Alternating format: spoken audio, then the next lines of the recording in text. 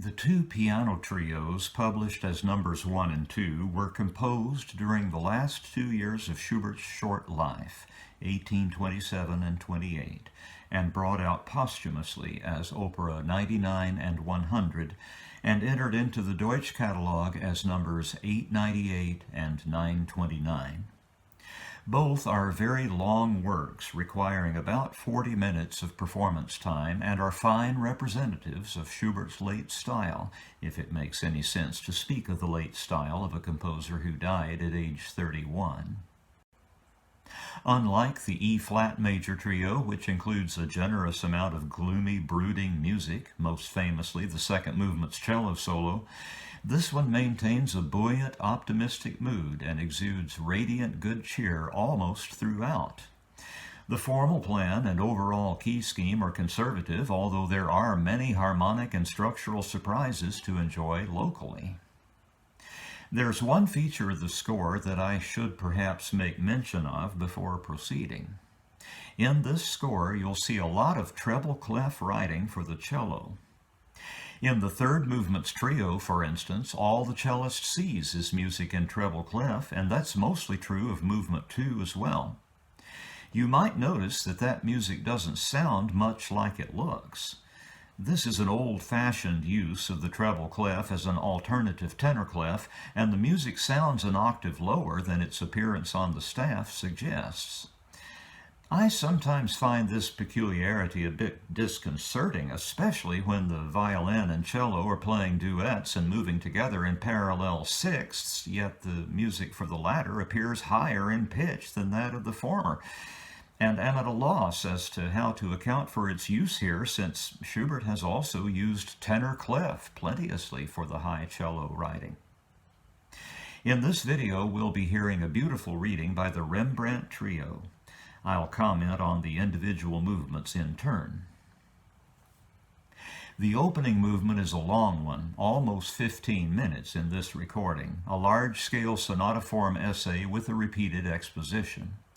Its two contrasting themes are very much in the traditional masculine versus feminine mode, an essential part of the thinking of many 19th century composers and therefore unavoidable in 21st century commentary, the freightedness of those terms notwithstanding. One of the movement's most striking features is a near ubiquitous dispute between two ways of dividing the beat, either by 3, which yields the smooth, supple rhythmic contours of 12/8 time, or by 2s and 4s, squarer divisions that can only exist in a high degree of tension with the other. This rhythmic discrepancy has a wonderfully propulsive effect on the music. Both of the themes are worked out to extravagant length, and both spend substantial amounts of time in distantly related keys, as you will see. Of special interest is the transition, which is, in a sense, unnecessary, at least harmonically speaking, since the first theme at its end slips obligingly into the dominant key of its own free will and accord. The formal transition, then, serves as the vehicle for an amazing display of colorful harmony as the music circumambulates rising fifths, alternating between the parallel major and minor modalities of each of its landings. This movement's approach to its recapitulation is also notable, achieved by means of a couple of false starts. A long retransition sets up the return of the main theme in its proper key, but that approach is diverted at the last minute into the flat submediant, a harmonic sidestep that we see many times during this movement, including a threefold sequence during the development, and the B-flat major footing is regained only with effort. On its official return, the first theme is abbreviated and contrives to remain in the tonic key instead of soaring into the dominant as it had during the exposition. This means that the transition begins in B-flat major, not F, and the recapitulation from that point is completely regular, with all the music earlier heard in F major and its tributaries now returning in the tonic key. The coda is in 2 parts, the first stormy and world-beating, the second a brief, tidy summary that lays this movement to rest in an absolutely appropriate and satisfying way.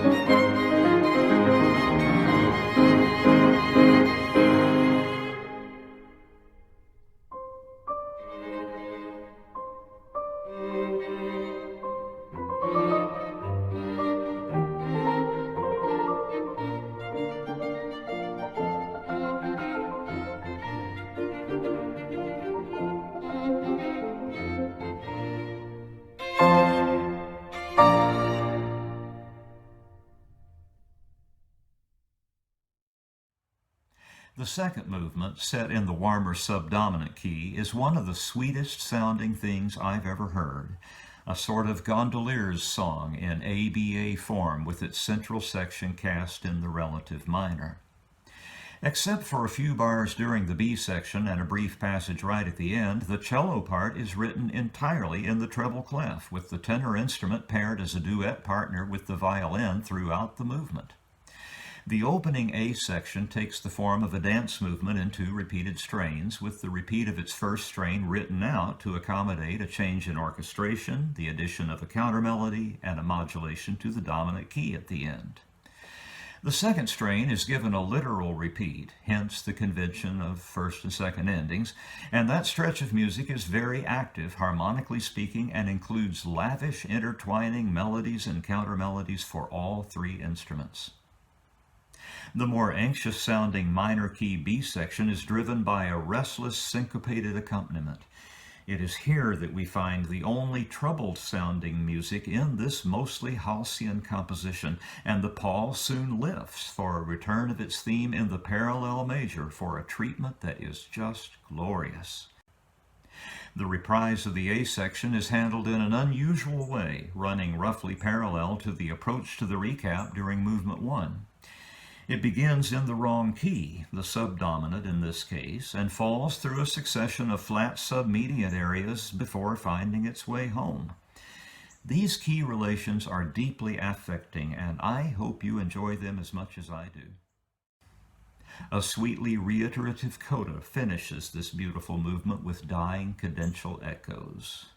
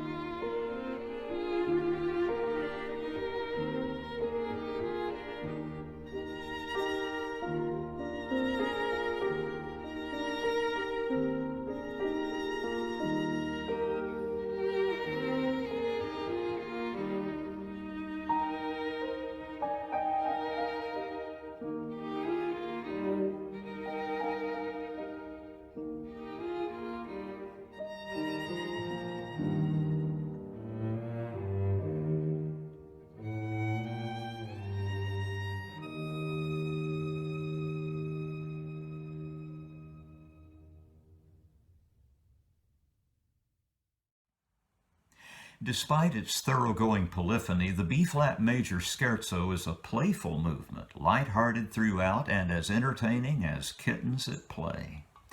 This is a substantial movement, with its opening sub-movement worked out in sonata form and featuring numerous witty harmonic feints. The E-flat major trio is waltz-like, its smooth melodic contours very much in the spirit of the slow movement you just heard. I mentioned earlier that the cello is entirely in treble clef during this sub-movement since it's cast as an equal partner with the violin, their voices lying about an octave apart as soprano to tenor, or Susanna to Figaro. It is the bowed strings that supply the downbeats, for the piano plays almost entirely on beats 2 and 3. The effect is curious. Overall, the movement behaves exactly as historical precedent has led us to expect.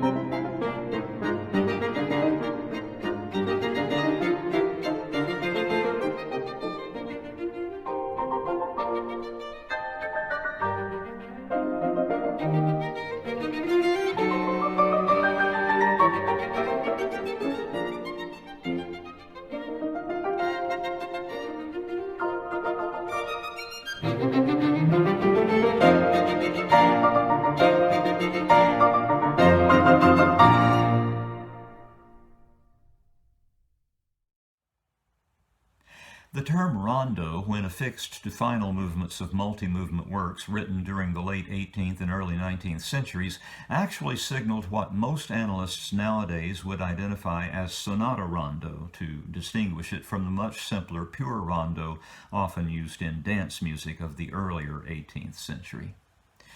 To qualify as a specimen of this hybrid form, a movement must exhibit features of both sonata and rondo form, and there are some fairly standard ways of doing that, represented by a vast number of final movements whose development sections begin with a false exposition repeat. The present movement, however, is not one of those. In fact, it's one of the most eccentric specimens of sonata rondo that I've ever encountered. In this case, the intermittent reappearances of its refrain, which initially takes the form of a proper first theme, are eccentrically placed within the movement, and a third theme, set in broad 3/2 time with a notable polonaise flavor, begins the development in place of the more usual false exposition repeat, and practically takes over during the second half of the movement, appearing between the first and second themes as a kind of replacement transition, only replacing a transition that was completely absent during the exposition, and then again where we expect the coda to begin. It's almost as though this alien theme has become an alternative refrain. I don't know of anything else like it.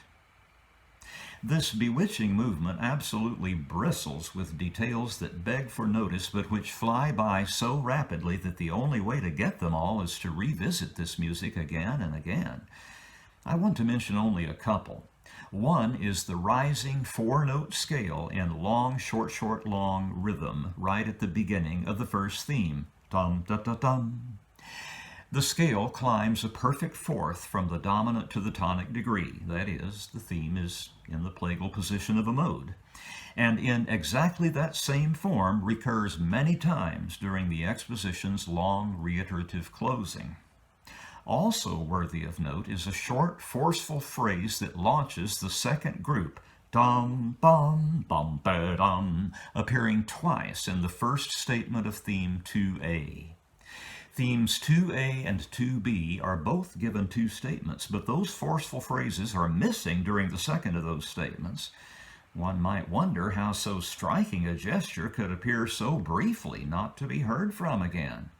The answer is soon forthcoming. That phrase returns with a vengeance during theme 2C, which practically consists of a comment on it and it alone, and then again during that same long closing I mentioned earlier, and Schubert isn't done with it yet, for the polonaise-flavored theme I discussed earlier is in fact built mostly on a version of it. Well, that's almost certainly more details than you can retain in memory through the course of this movement, so I guess it's time to dive in and let Schubert's music do the talking.